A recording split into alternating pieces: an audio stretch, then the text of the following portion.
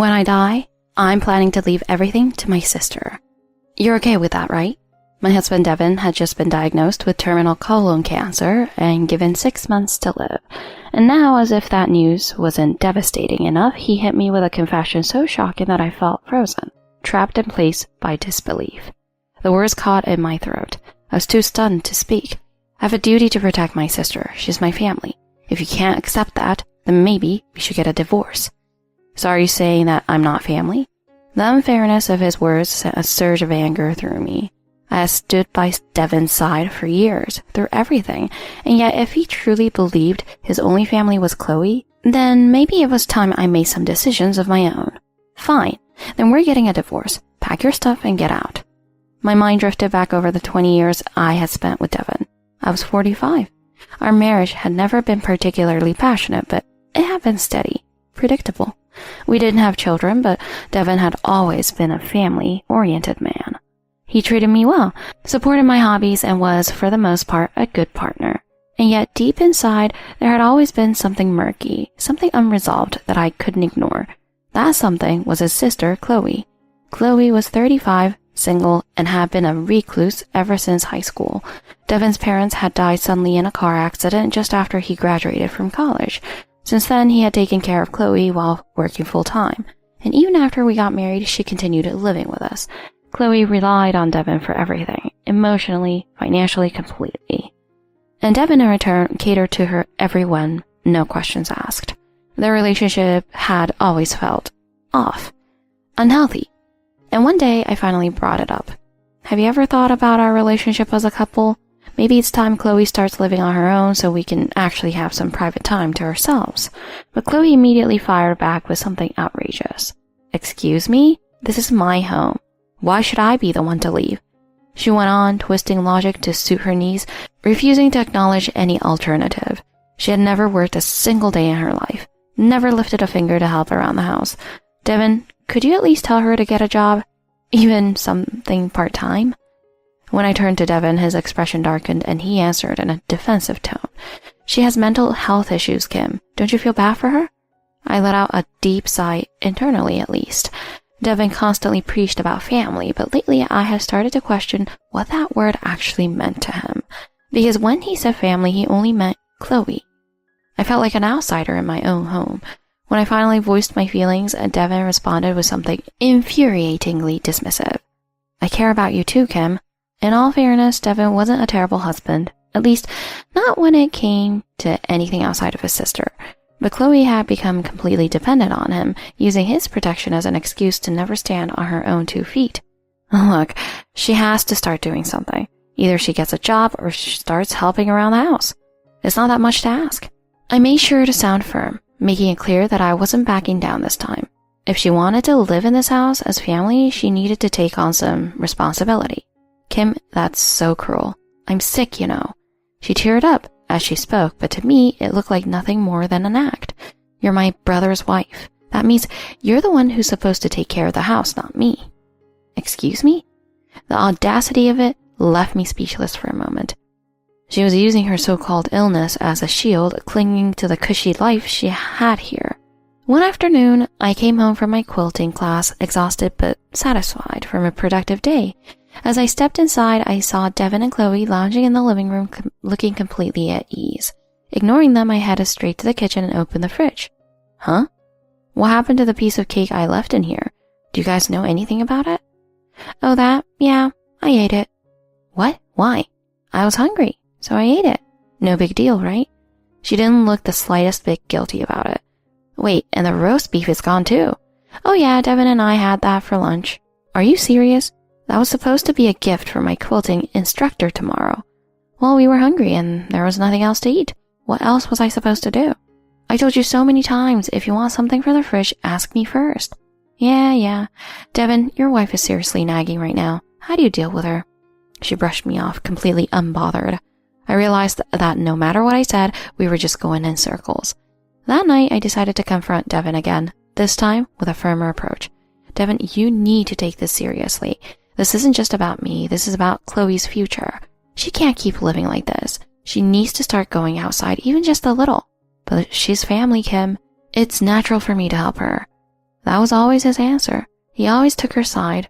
Maybe he was afraid that if he pushed her to be independent, their bond as siblings would fall apart. Either way, neither of them ever listened to me. I wasn't just pushing Chloe to work for the sake of it. I had my reasons. One night, purely by chance, I had seen her outside far later than I ever expected. It was then that I became nearly certain Chloe wasn't as sick as she claimed. That's when I decided to gather proof. I needed undeniable evidence before confronting Devin about it, so I started quietly keeping an eye on her. There had always been something off about the way she acted. She played the helpless victim at home, but at night she would slip out into the world as if she were a completely different person. Then one evening I finally caught her in the act. In the dim light of dusk, I saw Chloe leaving the house, moving quickly like she was trying not to be seen. I hesitated for a moment, then, heart pounding, I decided to follow her. She made her way straight to a bar downtown. And there she was, the supposed invalid who never had the strength to even do the dishes, laughing and drinking like she didn't have a care in the world. I raised my phone, took a deep breath, and snapped a few photos. Cold, hard evidence. Finally, I had something concrete. Something Devin wouldn't be able to ignore. I would confront her. No more excuses. No more manipulation. Then just as I was preparing to expose her, something unexpected happened. One evening, Devin and Chloe sat across from me at the kitchen table, their faces unusually serious. "Kim, there's something serious we need to talk about." His grave expression sent a chill down my spine. I braced myself. "Chloe is pregnant." "Wait, what? With who? Is she getting married?" The bombshell left me reeling. 100 questions swirled in my head. Married? No way. I don't even know who the father is. She said it like it was the most normal thing in the world. So I've decided to adopt the baby as my own. "What the hell are you talking about?" Devin said he'll take care of everything. With no father in the picture, we don't know what her future will look like. She'll need as much support as she can get. Devin kept going, trying to sound rational, but his words felt more absurd by the second. "Let me guess. She came crying to you and you immediately caved. But this isn't just your decision to make, Devin." I knew I was speaking the plain, obvious truth, but I also knew he wouldn't want to hear it. "Are you saying I'm wrong for wanting to help my sister? Besides, I already quit my job. I need to focus on taking care of Chloe and the baby." "You quit? Just like that? You think quitting your job is going to solve everything?" There was no reasoning with him. He had already made up his mind. "Since Devin is going to be busy raising my baby, I guess you'll have to start making more money, huh, Kim?" And Chloe smirked, driving the knife in deeper. I had put up with a lot over the years, but this was the final straw. "No, absolutely not. I'm leaving. You two can figure this mess out on your own." I wasn't just threatening anyone. I meant it. Devin and Chloe weren't panicked because they cared about me leaving. No, they were panicked because they needed my money. "Wait, you're seriously going to abandon us?" "Yeah. You're just going to leave a pregnant woman like that? That's heartless." Their desperation was so self-centered that I almost laughed. Almost. "I've put up with this for long enough. I'm done. I'm packing my bags. Don't try to stop me." As I moved through the bedroom, shoving my things into a suitcase, they followed me, pleading, whining, refusing to accept that I was serious. "You have a responsibility, Kim. She's my sister, and that makes her your sister-in-law. You can't just turn back on family. But once we're divorced, she'll be nothing to me." "How can you say that? That's so cruel." "I don't need your approval. I'm leaving." I ignored their desperate attempts to stop me. I had made up my mind. For a few days, I stayed with a close friend. Then one evening, my phone buzzed with a message from Devin. It said that he and Chloe wanted to apologize, that they realized they had been wrong, that they wanted me to come back. I was skeptical, but curiosity got the better of me, so I decided to go back just to hear them out. The first thing I learned, Chloe was never pregnant. It had been nothing more than a missed period. Unbelievable. The sheer level of manipulation was exhausting. "Kim, I was wrong. After you left, I finally realized how much I depended on you. I'm going back to work. In fact, I'll find something better. Just please come back. I'll listen to you, I promise. Just help us, okay?" When I stepped back into the house, they pulled out every trick in the book. Apologies, promises, even tears. I didn't fully believe them, but their expressions looked sincere, so I decided to give them one last chance. But just as I was about to reconsider, something big happened. Devin collapsed at work. I rushed to the hospital where the doctor explained his condition. We've detected some abnormalities in his blood work. I barely processed the doctor's words before stepping into Devin's room. He looked pale but still managed to give me a weak smile. It's terminal colon cancer, Kim. They say I only have 6 months left. Wait, the doctor never said that. My mind went blank. Something wasn't right. I asked the doctor to let me tell my family directly. I tried to focus, to think of what this meant for us, but then he said something that knocked the air from my lungs. Once I'm gone, I want to leave everything to Chloe. I was still reeling from the news of his supposed terminal illness when he smiled and dropped this new bombshell. I stared at him, my throat dry, my pulse thudding in my ears, and then he said something even worse. I was too stunned to react. I just stared at Devin, trying to process what I just heard. But then, as if that wasn't bad enough, he continued. I have a duty to take care of Chloe. If you can't accept that, then maybe we should just get a divorce. There was a finality in his voice, as if my opinion didn't even matter. I inhaled sharply, gripping my hands into tight fists beneath the hospital table. Devin let out a long sigh and, without even looking at me, muttered his next words. Just do this for family, Kim. I stared at him, hard. He kept using that word, family. But what did it even mean to him? Because from where I stood, it was clear I wasn't part of his family. Only Chloe was. Really hit me like a freight train. The frustration, the sadness, the overwhelming sense of betrayal, it all crashed down on me at once. But amidst the chaos in my head, something else began to form, a cold, unshakable resolve. All right. My voice was steady, but laced with the anger I could no longer suppress. If that's how you feel, then fine. We'll get a divorce. Devin visibly paled. His confident front wavered. Wait, you're serious? I watched him unblinking and thought to myself, it's me or Chloe. Go ahead, make your choice. I locked eyes with him, waiting. Devin looked genuinely shocked, like he had expected me to break down and beg him to reconsider. That realization made my anger flare even hotter. Did he really think I'd grovel at his feet? Did he think I'd cling to him, begging him to love me? I made sure there was no room for doubt in my voice when I spoke next. I've made up my mind. For the first time, I saw uncertainty in his eyes.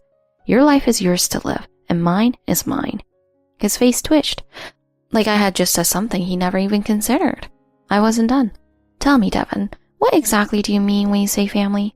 I spoke slowly, carefully, making sure every word hit him like a punch. And just like you have your own life to live, Chloe has hers. If she doesn't learn to stand on her own now, what happens to her in the future? For the first time, Devin looked shaken, like he hadn't thought that far ahead. Deep down, I knew he had always been aware of it. He just didn't want to admit it. But changing his entire worldview wasn't easy. He looked down, fumbling for an excuse. I cut him off. If you keep enabling her, she'll never be able to stand on her own. And one day, you won't be around to catch her when she falls. I locked eyes with Devin, delivering my final blow. If you really die, Devin, then Chloe is going to be completely alone. There won't be anyone left to clean up her messes. Her big brother won't be there to bail her out anymore. I saw the realization flicker in his eyes. He inhaled, sharply. Yes, even Chloe had to learn how to survive on her own someday. And if she didn't start now, she never would. Was he finally starting to understand? I guess you're right. For the first time in years, Devin was actually acknowledging the truth. You're so much more rational than I am, Kim. I really do appreciate that. His grip on my hand tightened slightly. He looked exhausted, but sincere. But first, we need to focus on your treatment. We'll get through this together. As I reassured him, I saw his eyes glisten with tears. He nodded firmly. When I arrived home, I sat Chloe down and told her about Devin's condition. He's going to be hospitalized and start treatment immediately. For a split second, her eyes widened in surprise, but that moment passed almost instantly. Before I could even register her reaction, she spoke, her voice sharp, selfish, and completely devoid of concern. So, what happens to me now? What am I supposed to do? That's all you have to say? She wasn't worried about Devin. She was only worried about herself. That was it. The last straw. My patience snapped like a frayed rope. Maybe instead of thinking about yourself for once, you should be thinking about your brother. My voice came out sharper and louder than I expected. For the first time, Chloe actually flinched. But in true Chloe fashion, she recovered quickly and snapped back. What's your problem? I'm sick too, you know. Same old excuse. Same old lies. She was using her so-called illness as a shield to avoid responsibility. Not even a sliver of concern for Devin. You've been saying that for years. But tell me, Chloe, are you really sick? Her breath hitched. The silence stretched between us thick and suffocating. She looked rattled, like she had been caught in a trap she never saw coming. That was all the confirmation I needed. I exhaled slowly and spoke. I've been watching you, Chloe, for months. I knew something didn't add up, so I started looking into it. What do you mean? I didn't blink. I wanted to see every shift in her expression, every micro-reaction that betrayed her. Her face twisted with panic, but she had no quick-witted comeback this time. I tightened my grip on my phone and flipped the screen toward her. What is that? One by one, I started swiping through the photos. Chloe walking through town perfectly fine. Chloe laughing with friends, looking carefree and healthy. Chloe walking into an upscale nightclub dressed to the nines. With every swipe, her face grew paler.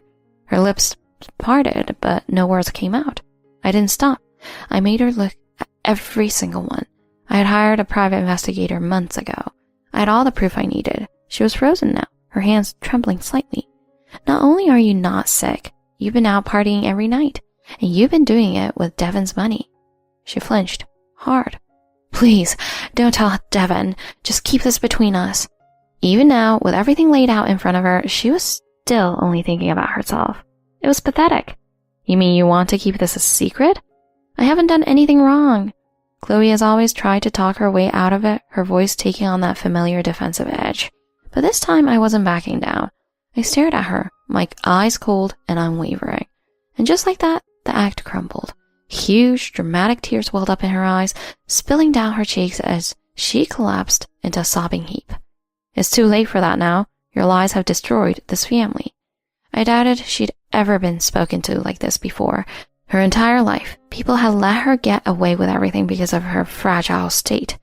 And in the end, it had turned her into a woman who could only survive by leeching off her brother. It was time she realized the truth, and if no one else had the guts to make her face it, then I would. You're leaving. Right now. If you refuse, I'll make sure Devin sees every last piece of evidence I have. No! Don't ruin my relationship with Devin. What are you talking about? You did that all by yourself. I spoke with absolute calm, refusing to let even a shred of emotion slip through. Her eyes widened in shock. Maybe for the first time she realized I was serious. Looking at her, I thought of Devin, how he had defended her, protected her, given her everything. But all he had really done was enable her. Let her rot in her own selfishness. I remembered something Devin had once said to me. She's family, Kim. You have to be patient with her. That moment had left a bitter taste in my mouth, and now I finally understood why. Because family isn't about blinded loyalty. Sometimes the only way to truly love someone is to force them to stand on their own. I knew I needed to tell Devin exactly that. I called him from the living room, my voice steady and clear. I told Chloe to leave. The sharp intake of his breath was loud even over the phone. You just kicked her out? Just like that? Yes, because she's family, Devin. And family doesn't enable lies. Family should never be built on deception. Would he finally understand? Love isn't just about protecting people. It's about pushing them to be better. Could either of them ever grasp that concept? Silence stretched between us. I could practically hear Devin's shock.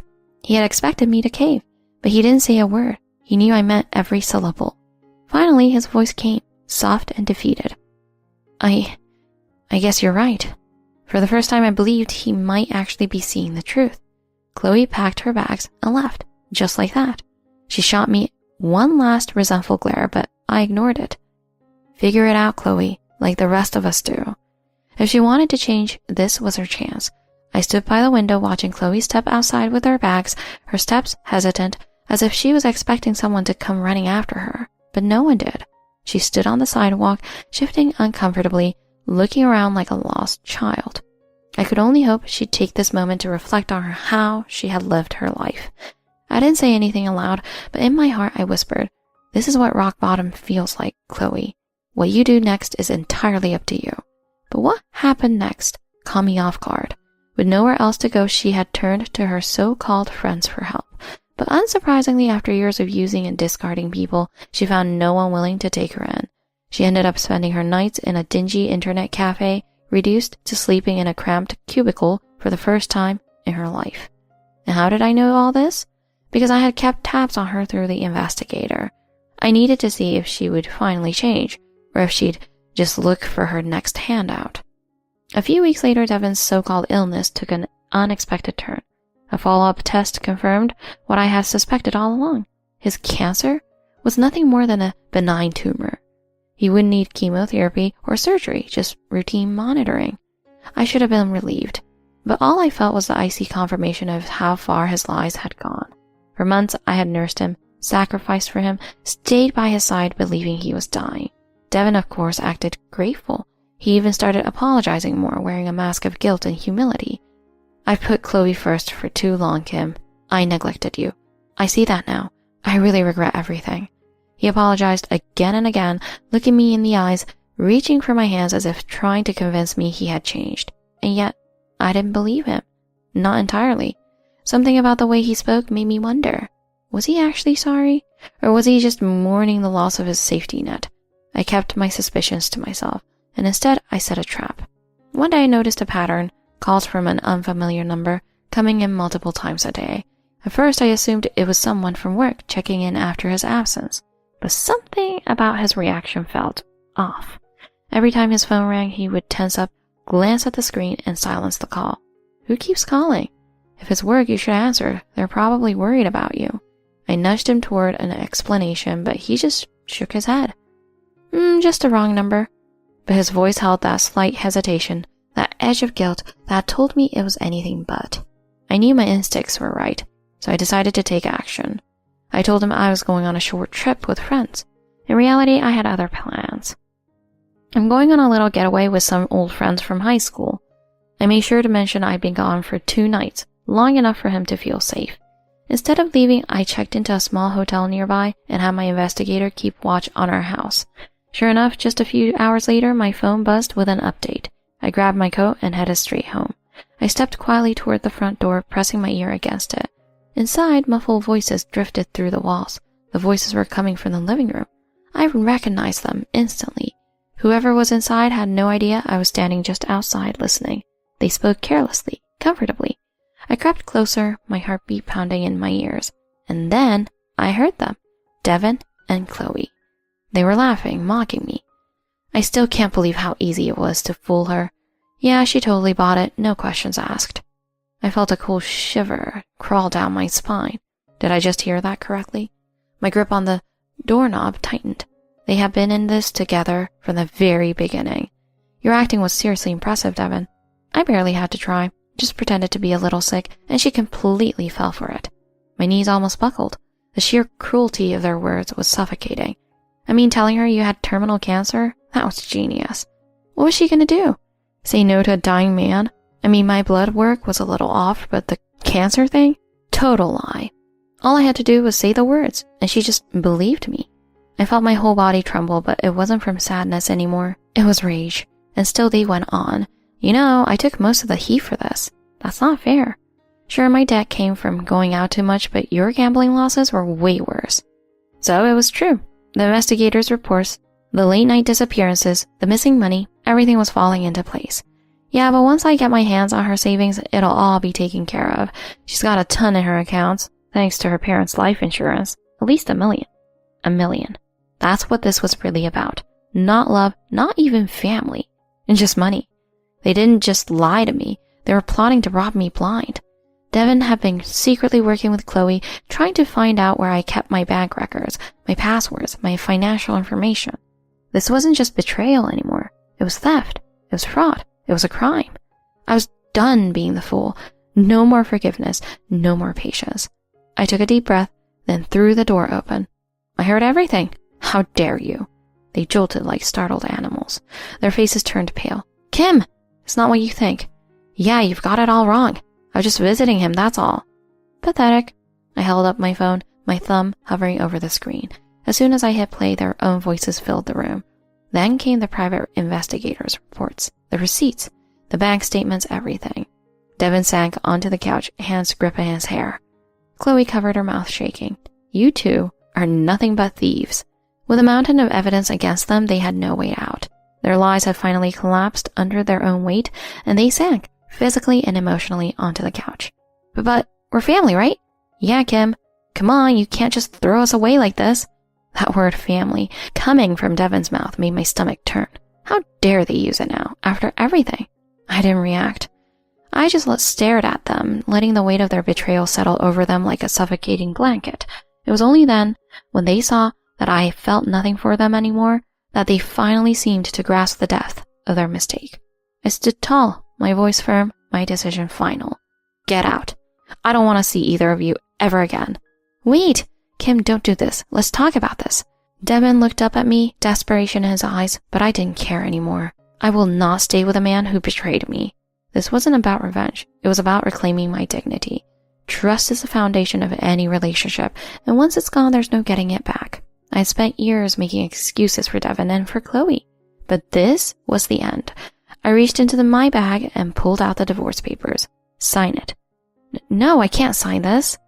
He tried, he begged, but when he saw my cold, unwavering stare, he knew I was done. With shaking hands, he finally signed his name. Maybe for the first time in his life, Devin realized the consequences of his actions, that he had lost me forever, and then without another word, I kicked them out. This house had been mine, left to me by my parents. Devin and Chloe had no legal right to stay. They weren't just unwelcome, they were trespassers. I forced myself to stay strong, repeating over and over in my head, they deserve this. They did this to themselves. Now, it was time for me to live my life on my terms, without them. I contacted a lawyer. I filed a lawsuit. I reported everything to the authorities, the financial fraud, the manipulation, the theft attempts. As for Devin and Chloe, they lost everything. The debts Devin had tried to cover with my money swallowed him whole. His bank accounts? Frozen. His reputation? Shattered. The first thing I did after kicking them out was to change the locks. I refused to let even their shadow remain in my life. Every single thing they had touched, clothes, trinkets, even their forgotten coffee mugs, I threw it all away. As I stood in my now silent, peaceful home, I realized this wasn't just about cleaning out their mess. It was about cleansing my life. Meanwhile, Devin and Chloe's lives had turned into a never-ending nightmare. With no money, no job, and no one left to manipulate, they were spiraling fast. After I exposed Devin's fraudulent sick leave claims, his company not only fired him, but blacklisted him from working in the industry. No one would touch him. It turned out Devin had been milking his company's sick leave benefits for months. When HR found out the truth, they didn't just fire him, they pressed charges, and I had no mercy for them whatsoever. And why would I? Mercy is for those who deserve it, and they certainly didn't. For the first time in their lives, they were forced to stand on their own, and they had no idea how.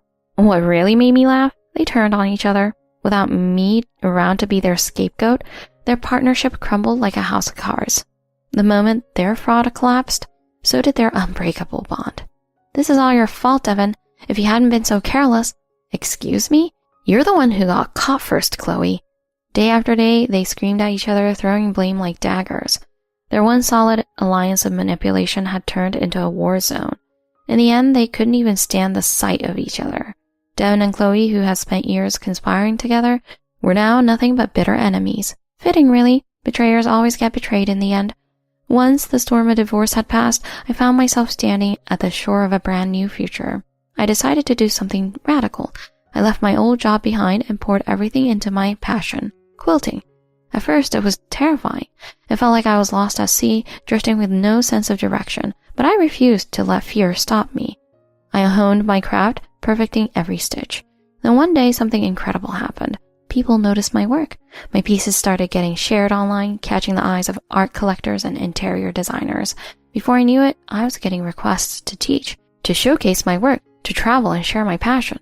I had built a new life on my own terms. One day, as I sat in my sunlit studio, the scent of fresh fabrics surrounding me, I thought back to my past, but only for a moment, because the truth was I had no reason to look back anymore. I had survived, I had thrived, and I would keep moving forward, crafting a life of beauty and strength with my own hands. And for the first time in my life, I felt completely free. I later heard that Devin was struggling to hold down a job. No one wanted to hire a fraud. His career was permanently stained. As for Chloe, the days of luxury were over. She was living alone in a cramped apartment, scraping by on whatever low-wage job she could find. Do they still hate me? Maybe. But their opinion of me doesn't matter anymore, because the only thing that matters is my own happiness. And I have finally found